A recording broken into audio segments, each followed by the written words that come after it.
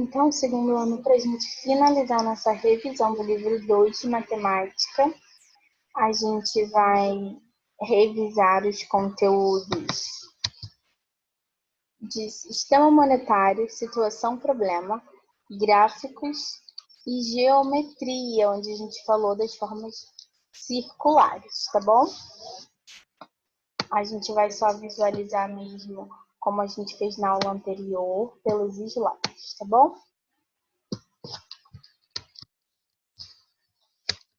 Bom, sistema monetário. Quando a gente fala de sistema monetário, a gente está se referindo ao nosso dinheiro, que é representado pelo símbolo R maiúsculo e cifrão, que é esse S cortadinho assim no meio.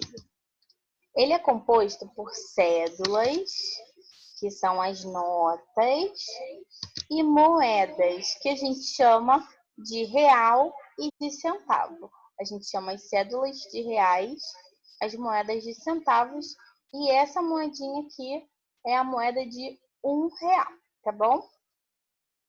Então, a gente usa o dinheiro para fazer compras, tanto de produtos quanto de serviços. A gente usa muito também para o nosso lazer. O dinheiro é utilizado para uma troca, né? A gente dá o dinheiro em troca de algo que a gente quer ou que a gente precisa. Situação problema. Situação problema são as situações do nosso dia a dia que exigem que a gente utilize cálculos para descobrirmos resultados. É quando tem um texto e a gente tem que pensar em como resolvê-lo da melhor maneira. O maior segredo para a realização dos problemas é a leitura e a interpretação dos problemas.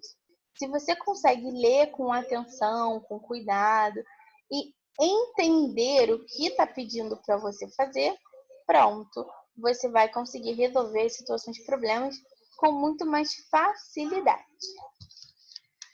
Bom, então, somente com atenção identificando a pergunta, você pode encontrar as respostas. Como a gente falou na aula de situação-problema.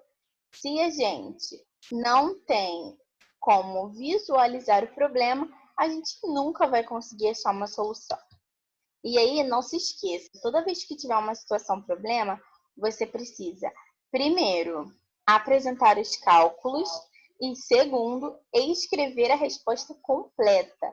Você tem que identificar a pergunta para você poder responder a pergunta completa, ok?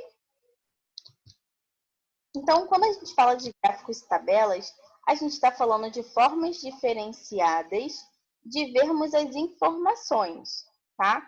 As informações, elas podem aparecer para a gente escritas, como a gente normalmente vê, ou elas podem aparecer em gráficos e tabelas. Nos dois casos, a gente vai utilizar os gráficos e as tabelas para poder entender as informações. Eles podem ser representados de várias formas. Aqui a gente tem um gráfico em pé, que mostra aqui ó, o número de presentes e o nome das crianças, para você saber qual foi a criança que ganhou mais presente. A gente tem aqui de brincadeiras, com o nome das brincadeiras e as cores, para você saber qual é a brincadeira que as crianças do primeiro ano mais gostam de brincar.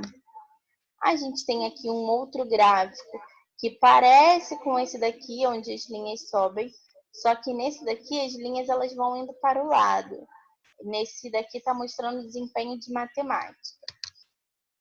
E a gente tem aqui uma tabela. A tabela ela geralmente é formada assim, linhas e colunas, e as informações vão sendo incluídas nela. Aqui a gente tem o nome das brincadeiras e aqui o número de votos que a gente pode usar junto, né, a tabela e o gráfico. E elas também, tabela e gráfico, podem aparecer em situações problemas. O sistema monetário também pode aparecer em situação problema. Então, a situação problema, ela é um foco, porque é o que acontece no nosso dia a dia. São situações que a gente precisa pensar, tá? Então, pode ter recursos diferentes, como é o caso dos gráficos da tabela ou do sistema monetário.